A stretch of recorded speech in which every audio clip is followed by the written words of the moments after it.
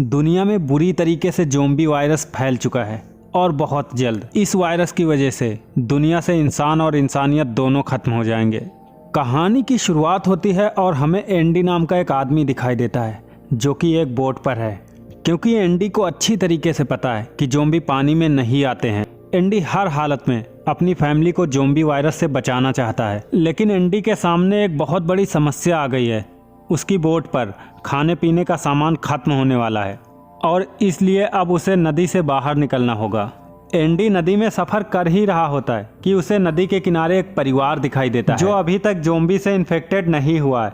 अब उस परिवार को देखकर एंडी खुश हो जाता है और अपनी शिप पर से उससे इशारों में बात करने की कोशिश करता है, लेकिन उस परिवार का मुखिया एंडी को गन दिखाता है और वहां से चले जाने के लिए बोलता है, क्योंकि उस परिवार को शक था शायद ये लोग ज़ोंबी से इन्फेक्टेड न हो।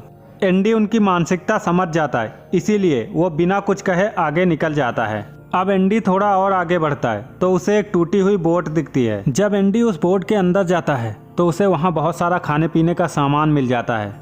अब एंडी वहाँ से खाने पीने का सामान उठा ही रहा होता है, तभी उसे लगता है कि शायद बोट में पीछे कोई है, इसीलिए वो जल्दी जल्दी थोड़ा सा सामान उठाकर अपनी शिप पर वापस आ जाता है। अब एंडी को उस टूटी हुई बोट से 2-3 महीने का खाने पीने का सामान मिल चुका है। ये देखकर उसकी पत्नी युवा काफ़ी ज़्यादा खुश होती है। अब रात में एंडी जब सो रहा होता है तो उसकी पत्नी के मन में लालच आ जाता है, इसीलिए वो उस बोट पर वापस जाती है ताकि वो बचा कुचा सामान भी ला सके। वो जल्दी जल्दी बोट में पहुंचकर सारा सामान इकट्ठा करती है और बोट से निकलने लगती है। तभी उसे पीछे से कोई ज़ोंबी खींच लेता है। अब एंडी जब सोकर उठता है तो वो देखता है उसकी पत्नी बुरी तरीके से जख्मी है। अब युवा चाहती है कि वो ये बोट छोड़ दे क्योंकि उसे ज़ोंबी ने काट लिया है और बहुत जल्द वो भी ज़ोंबी बन जाएगी, लेकिन एंडी किसी भी कीमत पर युवा को छोड़ना नहीं चाहता है। एंडी को पता है उसकी पत्नी के पास अभी 48 घंटे हैं, इसीलिए ये उसके ज़ोंबी बनने से पहले ही उसे किसी डॉक्टर के पास ले जाएगा। अब ये दोनों अपनी बेटी को साथ लेकर डॉक्टर की तलाश में निकल पड़ते हैं। रास्ते में इन्हें बहुत सारी टूटी हुई गाड़ियाँ मिलती हैं। एंडी इनमें से एक गाड़ी लेकर निकल पड़ता है। कुछ दूर जाने पर युवा की हालत खराब होने लगती है और वो एंडी से उसे छोड़कर चले जाने के लिए कहती है, लेकिन एंडी उसे समझा बुझाकर गाड़ी में बैठा लेता है और आगे निकल पड़ता है। ये लोग थोड़ी दूर ही आगे बढ़े थे कि इनकी गाड़ी के सामने एक ज़ोंबी आ जाता है, जिससे इनकी गाड़ी एक पेड़ से टकरा जाती है। इस एक्सीडेंट में एंडी बेहोश हो जाता है और एक लकड़ी युवा के पेट के आर पार हो जाती है। जब एंडी को होश आता है तो वो देखता है युवा पूरी तरीके से ज़ोंबी बन गई है, लेकिन उसने ज़ोंबी बनने से पहले ही साइड में लिख दिया था सेव हर। अब एंडी जैसे ही अपनी बेटी को उठाने के लिए हाथ पीछे बढ़ाता है, युवा उसके हाथ में काट लेती है। अब ये उसे किसी तरीके से छुड़ाकर अपनी बेटी को बाहर निकालता है। अब एंडी को कुछ भी समझ नहीं आ रहा था कि वो क्या करे, क्योंकि 48 घंटे पूरे होते ही वो भी ज़ोंबी बन जाएगा। फिर उसकी बेटी का ख्याल कौन रखेगा, क्योंकि उसकी बेटी अभी 1 साल की ही है। अब एंडी जोर जोर से दहाड़ मार कर रोता है। इसके बाद अपनी पत्नी का गला काट देता है और फिर अपनी घड़ी में 48 घंटे का समय सेट करता है और फिर अपनी बेटी को लेकर आगे निकल पड़ता है। तभी उसे सामने वही आदमी दिखाई पड़ता है जो कि उनकी गाड़ी के सामने आया था। अब एंडी उसे मारने वाला होता है, तभी उसके सामने एक लड़की आ जाती है और वो बोलती है उसे मत मारना, वो आपको नुकसान नहीं पहुंचाएंगे, वो मेरे पिता हैं। इस लड़की का नाम धूमी होता है। धूमी ने अपने पिता के मुंह में एक लकड़ी डालकर बांध दी थी ताकि वो किसी को इन्फेक्टेड ना कर सके। अब धूमी अपनी हथेली काट कर अपना ब्लड एक पेड़ पर लगाती है। इस तरीके से वो जिस डायरेक्शन में चाहे अपने पिता को लेकर जा सकती है। अब एंडी भी अपने रास्ते निकल जाता है। चलते चलते शाम होने वाली होती है, तभी उसके पीछे एक लाइट जल जाती है। इससे एंडी समझ जाता है यहाँ कोई रहता है। ये एक स्कूल था जहाँ पर एक लेडी टीचर थी जो कि वायरस फैलने के बाद से यहीं पर फंसी हुई थी।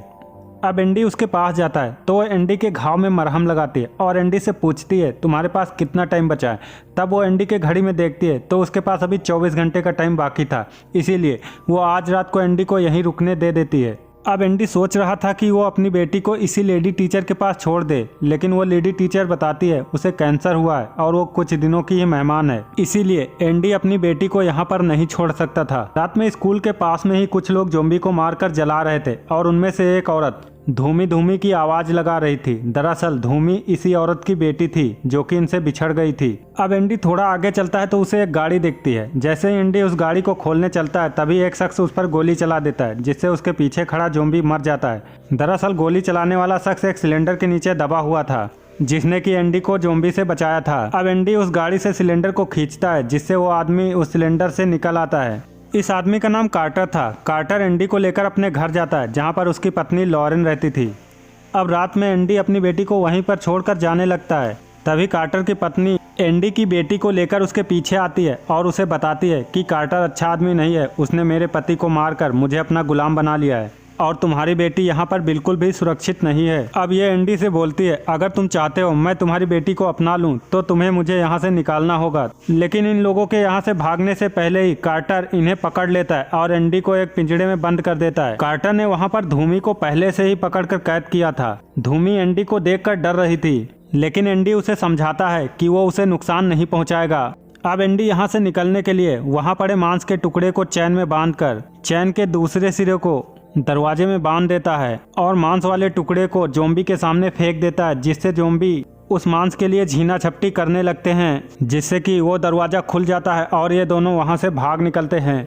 अब एंडी यहाँ से सीधे अपनी बेटी को लेने के लिए जाता है। वो वहाँ पहुँचकर उस औरत को जगाता है और फिर ये सब निकलने लगते हैं। तभी कार्टर पीछे से गन लेकर आ जाता है और वो एंडी पर गोली चला देता है, लेकिन बीच में कार्टर की पत्नी आ जाती है और उसकी वहीं पर मौत हो जाती है। इसके बाद एंडी धूमी और अपनी बच्ची के साथ वहां से निकल जाता है। अब अगली सुबह एंडी वापस वहीं पर जाने का फैसला करता है जहां पर उसने उस फैमिली को नदी के किनारे देखा था। एंडी के पास अभी भी 9 घंटे का टाइम बाकी था। तभी अचानक से एंडी को दौरा पड़ता है और जब एंडी की आंख वापस से खुलती है तो उसके पास उसकी बेटी नहीं थी, क्योंकि धूमी ने उसकी बेटी को उठा लिया था और धूमी उसकी बेटी को बचाना चाहती थी। अब दोनों नदी के किनारे उस फैमिली के पास पहुंच जाते हैं, लेकिन वहां पर पहुंचने के बाद इन्हें पता चलता है कि उस फैमिली के मुखिया को भी ज़ॉम्बी ने काट लिया है और वो भी इन्फेक्टेड हो चुका है, इसीलिए वो अपने आप को और अपने परिवार को गोली मारकर मार देगा। अब वो आदमी अपने परिवार को और अपने आप को मार लेता है। इसके बाद एंडी उसकी गन अपने पास रख लेता है। अब एंडी की बची कुची उम्मीद भी खत्म हो चुकी थी। तभी धूमी आसमान में उठता हुआ धुआं देखती है, जिससे वो समझ जाती है कि उसके कबीले के लोग वहीं पर होंगे। अब ये दोनों उसी दिशा की ओर निकल पड़ते हैं। बीच में एक केव मिलती है जहां पर कार्टर ज़ॉम्बीज को मारकर जला रहा होता है। ये दोनों कार्टर को देखकर छिप जाते हैं। अब कार्टर एंडी को ज़ॉम्बी समझकर उस पर हमला कर देता है, जिससे दोनों के बीच में लड़ाई होने लगती है। अब एंडी अपनी गन निकालकर उसे मारने चलता है। इसी छीना झपट्टी में एंडी को गोली लग जाती है। अब कार्टर धूमी को रेलवे ट्रैक पर पटक देता है, जिससे कि उसके सर पर गहरी चोट आ जाती है और एंडी की बेटी को उठाकर उसे मारने चलता है, लेकिन उसकी बेटी को मारने से पहले ही उसकी आत्मा कांप उठती है और वो उसकी बेटी को नहीं मार पाता। इसीलिए वो एंडी की बेटी को वापस कर देता है। अब एंडी धूमी और अपनी बेटी के साथ वहां से आगे निकल पड़ता है। अब एंडी को दौरा पड़ना शुरू हो जाता है। वो समझ जाता है कि उसके पास अब बिल्कुल भी टाइम नहीं बचा है। अब एंडी अपनी बेटी को आखिरी बार चूमता है और अपने जेब से मांस का टुकड़ा निकालकर उसे एक लकड़ी के आगे बांधता है और धूमी से बोलता है, जब मैं पूरी तरीके से ज़ॉम्बी बन जाऊंगा और मेरी याददाश्त बिल्कुल चली जाएगी तो तुम मुझे इस मांस के टुकड़े के सहारे दिशा दिखाना, जिससे कि हम तुम्हारे परिवार तक पहुँच सके। अब एंडी अपने दांतों में एक प्लास्टिक का टुकड़ा दबा लेता है और अपने हाथों को भी बांध लेता है ताकि वो किसी को इन्फेक्टेड ना कर सके। फिर अपनी बेटी और धूमी को पीठ पर उठाकर चल पड़ता है।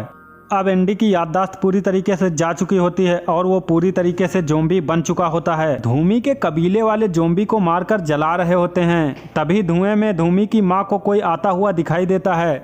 अब इसके कबीले वाले उसे मारने चलते हैं, लेकिन धूमी की माँ उन्हें रोक देती है। जब वो उनके पास जाती है तो वो अपनी बेटी को देखकर बहुत ज़्यादा खुश हो जाती है। अब उसके कबीले वाले एंडी को मार देते हैं और एंडी की बेटी और धूमी को बचा लेते हैं।